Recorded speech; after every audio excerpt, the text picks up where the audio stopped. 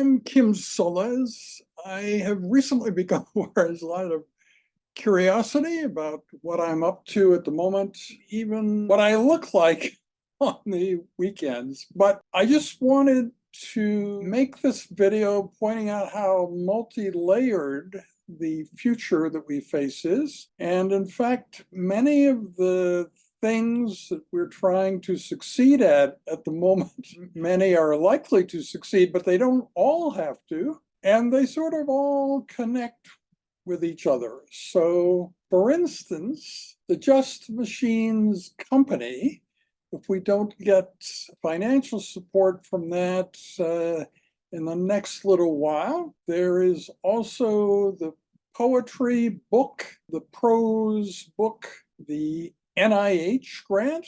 We're starting small there, but it looks like we may be able to rapidly increase things.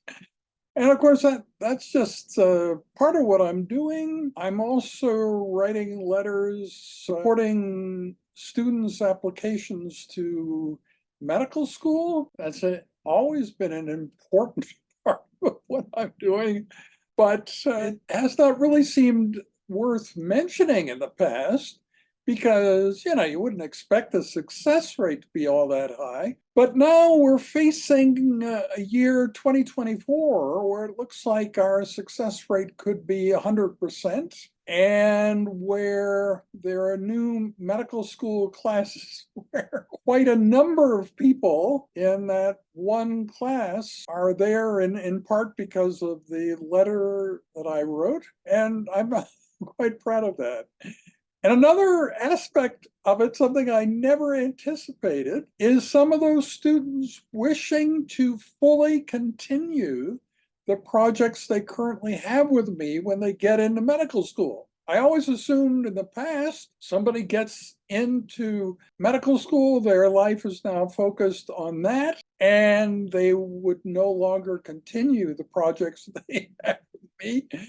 But 3 of the students who've recently been accepted to medical school have indicated that they want to continue the things that they're doing with me, which is a big surprise and very, very nice. Of course, another thing that I'm doing is signing out biopsy pathology reports. And so today is Saturday, and I expect to complete all the outstanding reports. I only have 3 left, and I'll get them all done today. And to complete the only outstanding letter of recommendation for medical school that I have, I will also complete that today. Yeah, and many other things. You may think, well, that must be the complete list. No, it isn't. Because if you check my Wikipedia page, it talks about the Future and All That Jazz project with Mallory Chipman and Brian Rain. And there we are planning an album release, probably combined poetry, music, and video release. And we had slated that release for June 20th, 2024, my 78th birthday. I don't think we'll make that deadline, but we are still planning to complete that soon, are excited about the possibilities represented by the album release. Yeah, and there are a whole host of other things that you probably have no idea that I'm actively working on. But something funny happened recently this week. I was just walking down the hallway, and one of my anatomical pathology colleagues up here approached me and showed me a picture on his phone and said, "I took this picture of you on the weekend." He was very excited about it. I didn't have the heart to tell him that wasn't me. It was a picture from the back, somebody dressed all in black. Now, you can imagine singer Johnny Cash was known as the man in black.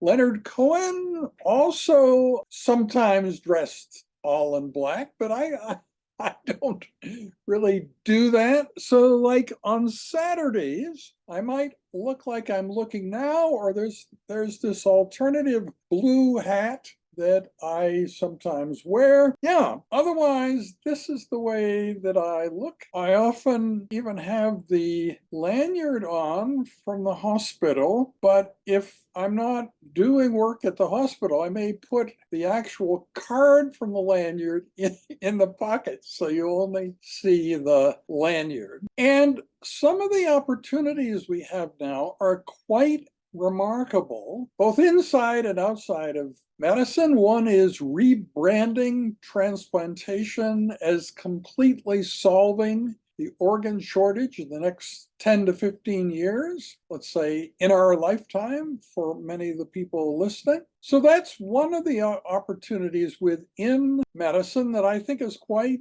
tangible. It could occur very quickly, let's say within the next 5 to 7 years. Why? Because of the rapid progress being made with AI. That progress is going to allow us to do things that humans alone could never do. But with AI, we can succeed in a whole host of tasks that we would not be able to do on our own without AI. And as you know, I've been pushing a positive vision of the future of what our life could be like in the future with AI, and a tremendous opportunity has opened up because the best vision of the future out there is Nick Bostrom's book, Deep Utopia, and the 8 videos he's done since the release of that book on March 27th. But those videos have ended. It's now been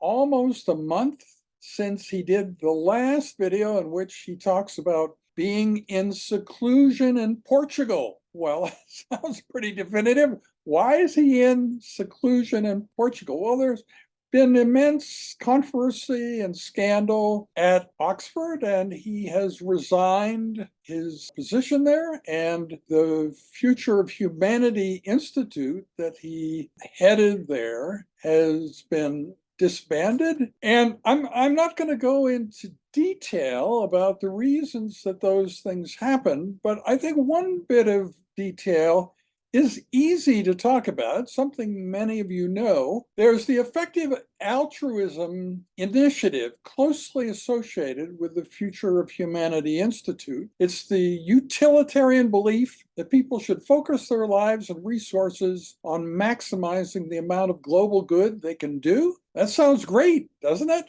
It's a heavily promoted philosophy in recent years, but it's been enveloped in huge scandal. And one of that movement's biggest backers was Sam Bankman-Fried, who you probably all know as the now disgraced former billionaire who founded the FTX cryptocurrency exchange. So that's a part of the scandal surrounding Nick Bostrom that we can rather easily talk about without getting into really uncomfortable areas. But the fact that Bostrom is probably not going to be producing new videos, new books, and so on, we would expect him to be quiet for quite a while now, offers an opportunity for others then to sort of carry the ball in describing what this future utopian vision of humans co-evolving with AI could be.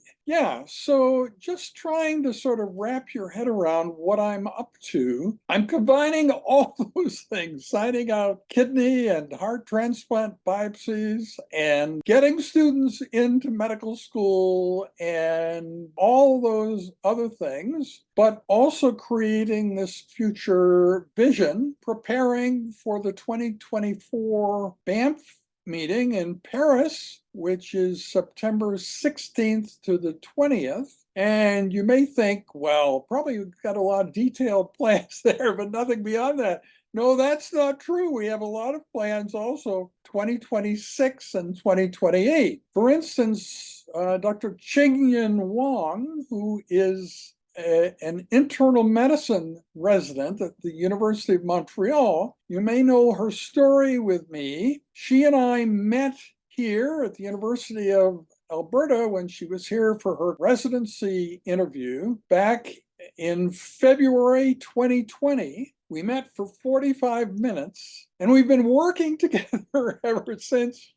She's a very talented artist. She did this picture you probably know of me and my robotic dog Einstein, and recently she has done a picture depicting this future where we take the top 24 challenges of the human race and enlist AI's help in fixing them all. Yeah. And so she has provided this excellent, very cheerful, poetic, and musical picture that can get people inspired with that future vision. Yeah. So there you have a lot of content. You now know that I don't dress all in black on Saturdays. And what about Sundays? I wonder. Well, Sundays are GlomCon at 9 a.m. Edmonton time. So on Sundays, I dress the same as I do the rest of the week with a suit jacket that has pins that the medical students and colleagues gave me with kidney images and lung and also microscope. So those things on my lapel are how I commonly look on other days of the week, except Saturday. But now you know what I look like on Saturday? Yeah, so how about that for a surprise, eh? Thanks for listening.